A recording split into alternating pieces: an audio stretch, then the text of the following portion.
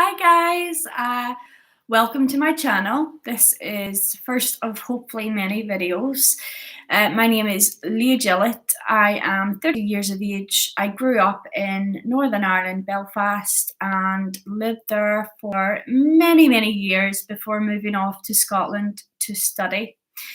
I wouldn't say my life was a good one at the start. I got into a severe addiction which led to death.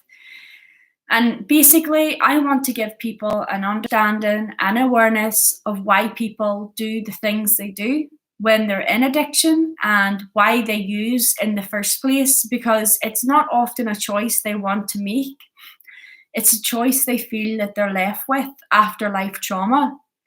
So, this is my uncensored story from death to life, how I got myself clean 8 months down the line and still am clean today. I believe this short video will give you hope. It will give you the motivation you need for your own recoveries. I hope that is the case. That is my hope for you, because addiction is a hard beast to master, but we do know our opponent better than we know ourselves. The opponent we've been facing for years in the form of addiction, the opponent that tells us that they're our best friend when they're not. So I'm going to start basically tell you my, not life story, because we'll be here for 32 years if I told you it day by day, which I can't remember. But I would like to welcome you to my life. I would like to welcome you to my vulnerable self, what I went through, what I put others through addiction. And I would like to give people that are affected with their addiction, not indirectly or directly, but more so those directly or indirectly who have never experienced addiction, but only have had a brush of addiction through family members, relatives, and they've never really understood why they've chose to do the things they've done. They've never understood why they hurt them so much. And you know what? They didn't even cross your mind. You did not cross their minds at all. In their worst days, in their darkest days, they needed help to get out of their addiction. They needed help, and that was simply it. So I was born and raised in Belfast. I do have this written down, so I will be glancing down sometimes. Born and raised in Belfast, born on the 9th of May 1987 at 8:02 in Dundonald Hospital. Dad was not there for the birth. He was away working, promised he'd be there, wasn't. Mum was in labour with 18 hours for me, and I was a big brute, needless to say. I lived in France for a while. Now, my years of this are skewed. I can't really remember the years in which I lived there, but I remember being quite young and living in a caravan for a while. Like, that was a really strange time. Can't really remember the ins and outs, but I lived in France for a while, and then my mom fell pregnant with my sister. My dad was out there working, so she had to come back to Belfast again. And after that, my sister was born on the 29th of August 1990. So she's 3 years younger than me. She's 29, I'm 32 now. She's now 29 and has given me two beautiful nieces who are both 9 and 5, whom I adore very much. I never got to see their upbringing that much because I was based in Scotland. I did move there in 2008, I believe, to study an events management degree. I went to live there, and the idea was that I would come home after university and face life here and get well and do what I needed to do. Ultimately, my life did not work out like that whatsoever.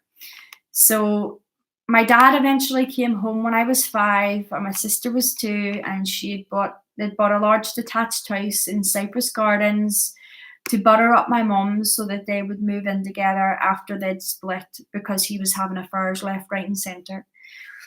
We moved into a small terraced house after that, me, my mum, and my sister, and we rarely saw my dad at all. I remember during this time, school was horrible, absolutely horrible. I made up diseases that doesn't exist just so I could stay off school. It was then during the time that I was diagnosed with severe aggravated cluster migraines. I would go blind, I would go numb down the right hand side of my body. My mum thought it was a stroke, so she rushed me to the Royal Children's Hospital, who confirmed it was aggravated diagnosis of migraines. So, you know, and I know exactly why that happened. So all through school, I was severely bullied, and I mean, at my lunch in the toilets, bullied. Not wanting to hang back till all the bullies had left the school, so that my mum could pick me up right at the gate. That kind of bullying that continued on to, well, my later life, and I always felt I had to defend my patch. In amongst this time, I was going with a boyfriend who was very, very, showed a lot of domestic abuse towards me. That domestic abuse, really, really severely, not now that I know, had impacted me in a bad way, and it changed the way I saw men. Um, I just want to read this here so that you understand. I never met my mum's mum, as she died before I was born with cancer. I did, however, meet my granddad, who was the most amazing man ever, full of faith, praying for us constantly. A Christian, good Christian man. That was my mum's dad. And I remember meeting him with my sister, and he used to take us for ice cream. And we used to spend most of the weekends with him, helping him, visiting him. And I loved him with all of my heart. And he was a good rock for me. Not having a real male role model, that's tongue twister, in your life can have substantial impacts on your life later on. I didn't get on with my grandparents' second wife, but she died shortly after my mum's dad did, of a broken heart. My aunt's husband, who was my Uncle John, who was my other joy in life, um, John raised my sister and I like we were his own, because we didn't have that father influence. He was away living in America while my mum was raising two young kids with very, very little. She didn't get any support from him whatsoever. And, we got slagged in school for not having like kicker shoes. And, the way kids are really, really bad and mean. I think if any kids were to see this, you should really, really think twice about how you treat other people, especially when you're younger, because the adverse effects on that older person's life is devastating. To this day, I'm still trying to get over bullying. I'm still trying to face that, and that is one of the traumas that I've held on to for so long. My aunt's husband, as I said, John, raised us when my dad left. I still see him as my dad today, but he sadly passed away 4 years ago. And my drug use at that point spiraled out of control, completely out of control. By this time, I was in Scotland. My recreational drug use started with occasional cocaine use.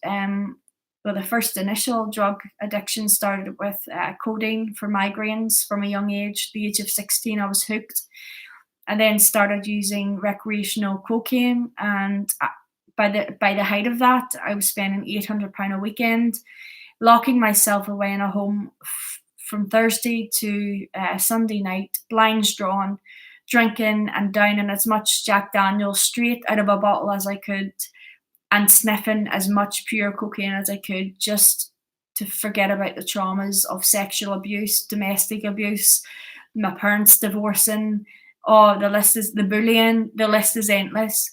So I threw myself and my life into studying. I threw myself into distraction. That was a form of healing for me, well, which I thought, as long as I distracted myself, I would be able to get over, all the hurts and pains that I had carried from Belfast to Glasgow with me in 2008. Fast forward to 2019, my drug use had spiraled out to the control of a death, and 5 overdoses and 1 death. So that was 5 overdoses and 1 death. Okay, that was in the case of 2 months. I always said I would never inject. I started injecting. Heroin was no longer not enough. I had to move on from heroin to cocaine in the same vial. I was IVing straight into the bloodstream. having overdoses, getting up after an naloxone, couple of syringes, like it was nothing. And then I was doing the same thing the next night and overdosing, but that time I wasn't as fortunate. I died. Now, during this time, my cousin, whom I was using with, had phoned my mum. My partner, and my sister were there. My sister was on loud phone. My mum and my partner were there, watching me struggle with paramedics because I thought they were trying to kill me. In my mind, I thought they were trying to kill me. They gave me something to sedate me. They told me to stop struggling. And I still to this day have severe trauma around suffocating or drowning. And I think that's when I came around from the death. When my heart started again, I could feel a sensation that one could describe as drowning. And I later found out that this was me choking in my own blood. They had done so much chest compressions that they had damaged my chest, the walls of my chest. For the next 6 weeks, I would be spitting up blood. I had to go for x-rays for my chest to make sure no ribs were cracked or no vital organs were punctured. I had to go for a fibro scan for liver, another ultrasound on my liver. I had to get that done as well. I was referred to psychotherapies in a hospital in Belfast, and I was referred and on the books for Nexus NI. They are a counselling service. So I've been with them now for a number of weeks, trying to work through the weight of crap that was my life. Now, to mark my death and life, I don't know whether you can see this. This is, I'll try and get in closer for you guys. This is my death and life all in one. This is when my heart stopped and when it started again. So I keep that on the left side of me to always remember the severe consequences of addiction and how it can impact not just you, but the family members. My family members and partner had to get counselling after this happened. I just could not believe when I came out of it, when I was 8 months clean, I couldn't believe how someone could be so selfish. Then I done a lot of reading into it and realised that addiction is a disease. I was at dis-ease with myself. I was in and out of rehabilitation centres, hospitals. First rehabilitation centre I went into, I spent the first Christmas and New Year clean, which was last year, 2018. They wanted me for 6 months. I relapsed the moment I got out the door, 14th of March 2018 this year. And between March and May, I was brought home and put into rehab here. Hospital first for 2 weeks, then rehabilitation. That death and overdose, drugs are not to be messed with. You're playing Russian roulette with your life every single time you touch a drug. Don't touch street drugs. You don't know what you're taking. Valium, you have no idea what you're taking. I remember taking a series of Valium, and I was staying in a homeless accommodation at this point in Scotland, and they said to me, if you take your keys and if you drive, we will be forced to phone the police on you. And I, needless to say, disregarded what they were telling me as good advice. I got in the car, which was a hire car, and drove from there to my partner's house. Had a massive fight with him. I threw his phone out the window. I smashed it. I think I was violently abusive towards him. Still can't remember to this day what happened. Cannot remember what happened at all. I drove back, and sure enough, as soon as I arrived, the police were waiting there, and I was arrested. So guys, you need to think twice when you're taking drugs, okay? Are you the type of person that can lift a drug up recreationally and maybe not touch it again for a few months? That's the type of person I thought I was until drugs had gripped me. Drugs gripped me because I allowed it to grip me, because I found a sedation process would occur when I took a drug.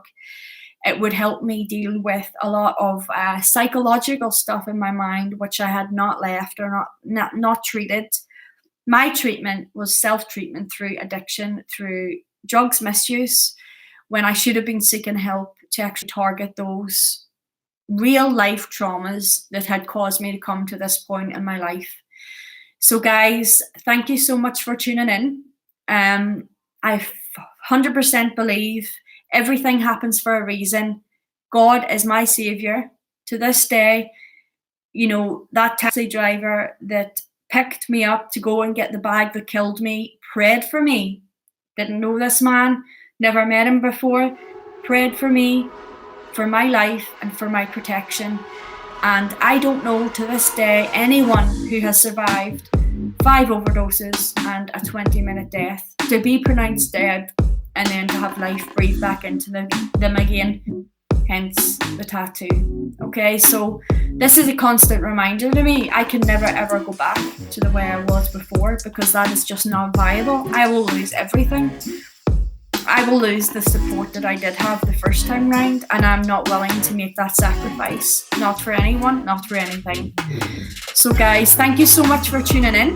I hope you've got some inspiration from this. I hope it's helped you in some way. Please leave me a comment below if this has resonated with you in any way. I do have a Facebook page that you can connect with me on, and it's at Recovered Addict Established EST19. You can find me by searching that on the Facebook bar. Alternatively, please do subscribe to the channel so that you can keep up to date with my wellness videos, tips and tricks, how to know your triggers, and how to combat addiction. I want to hopefully get into schools to educate children on the life and death effects of drugs. That is my hope. I have used my experience in a positive way to turn my life around to help those who were now in a position that I once was in. Okay, so thank you so much, guys. Thanks for tuning in. I will catch you on the next episode. I might do an episode on, a lot of people have asked me how to get into rehabilitation or how to get a recovery journey started. So I might do a video on that, who knows. If you have a suggestion or an idea for a topic for a video, please pop it below in the comments. And other than that, thank you so much. I'll catch up with you guys soon. Bye bye.